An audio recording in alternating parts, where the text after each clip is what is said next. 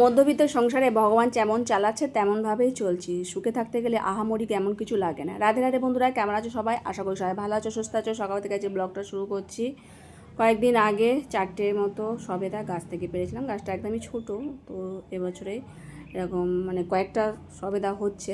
তো যাই হোক, 3টে পেকে গেছে, এখনও একটা পাকতে বাকি আছে, তো ওটা রেখে দিলাম। আর এই 3টে ভগবানকে আজকে সেবা দেবো। আর হাঁড়িতে জল বসিয়ে দিয়েছি, চালটা তুলে নিয়েছি ধুয়ে, তারপর বসিয়ে দিয়েছি। আর ফ্রিজ থেকে যে বাক্স বার করেছি, আনাজ তেমন নেই, টুকটাক যা আনাজপত্র আছে সেই দিয়ে চলছে এখন দিন।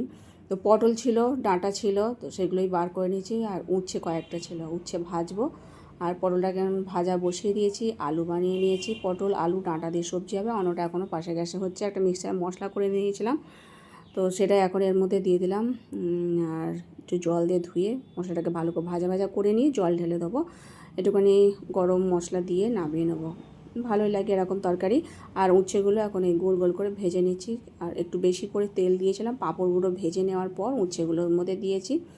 আবার একটুখানি আলুও ভেজে নেবো। তো শুধু এই এক তরকারি আর ডাল করছি, তো চৌকো চৌকো করে আলু ভেজে নেবো পোস্ত ছড়িয়ে। দেখো তরকারিটা হয়ে গেছে, এদিকে যে পোস্ত দিয়ে আলু ভাজাটা হয়ে গেছে। এখন তরকারিটা কড়াই থেকে ঢেলে নিই, তারপর ভগবানকে সেবা দেবো। এই সাদামাটা রান্নাবান্না, মধ্যবিত্ত সংসারে ভগবান যেমনভাবে চালাচ্ছে তেমনভাবেই দিন যাচ্ছে।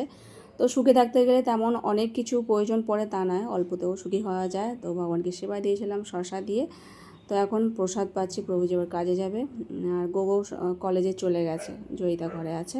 তারপর আমি আমার ঘরে কাজকর্মগুলো সেরে নিচ্ছি। এমনিতে দুবেলা কী রান্নাবান্না হবে সেটা খুব চিন্তা থাকে, তবে সকালে যদি তরকারি আলাদাভাবে রেখে দিই তা ওবেলা আবার চিন্তা থাকে না। কিন্তু আজকে আর করা হয়নি, ওবেলা আবার আলাদা কিছুভাবে বানাতে হবে, সেটা দিয়ে ভগবানকে সেবা দিতে হবে। তো ঘরে কাজকর্ম সেরে নিয়ে আমি আবার রান্নাঘরে চলে এসেছি। অনেকগুলো বাসন পড়ছিল, সব মেজে মেজে ধুচ্ছি। তারপরে গ্যাসটাকেও মুছে নেবো, নিয়ে তারপরে দুপুরবেলা প্রভুজি আবার একটু আইসক্রিম নিয়ে এসেছিলো 2 কাপ, তো সেটাই আবার ভগবানকে সেবা দিয়েছিলাম। আর একটু অল্প করে বাজার নিয়ে এসছে, এখন অল্প অল্প করেই বাজার নিয়ে আসছে, তো সেই গুছিয়ে রেখে দিয়েছিলাম। এটা হলো সন্ধ্যাবেলা। তো জয়িতা বললো, মা পাস্তা করো, অনেকদিন করোনি। তো পাস্তা সেদ্ধ করে নিয়েছি, আর আলু, বিনস আর ক্যাপসিকাম ভাজছি, বাঁধাকপি একদম ঝিরিঝিরি করে কুচিয়ে নিয়েছি। ভেজিটেবলগুলো চাপা দিয়ে ভাজা ভাজা হয়ে এসেছে, এখন পাস্তাটা এর মধ্যে দিয়ে দিচ্ছি। আর বাঁধাকপিটাও আগে দিয়ে দিয়েছি। বাঁধাকপিটা বেশি ভাজিনি, হালকা একটু এদিক ওদিক নাড়াচাড়া করে নিয়ে পাস্তাটা দিয়ে দিলাম। আর যে পতঞ্জলির ম্যাগি মশলা ছিল সেই মশলাটাই এখন এর মধ্যে দিয়ে দিচ্ছি। আর একটু নামাবার সময় বাটার দিয়ে দিচ্ছি। তো ওটা একদম নামাবার সময় দিলে বাটাটা ওর গায়ে লেগে থাকে, আর বেশি একটু মশলাটা মাখিয়ে নাড়াচাড়া করে তারপর সস দিয়ে ভগবানকে ভোগ নিবেদন করেছিলাম। এই রাতের প্রসাদ। তো অন্য একটু ছিল, গৌগ আবার কলেজ থেকে এসে প্রসাদ পেয়েছে, তো এখনও আবার আছে অন্য তরকারি ডাল। তো 2 ভাই বোন ওটাও প্রসাদ পাবে অল্প করে, আর এই পাস্তাও প্রসাদ পাবে। তো এখন এই প্রসাদ পাচ্ছি, খুব সুস্বাদু হয়েছিল।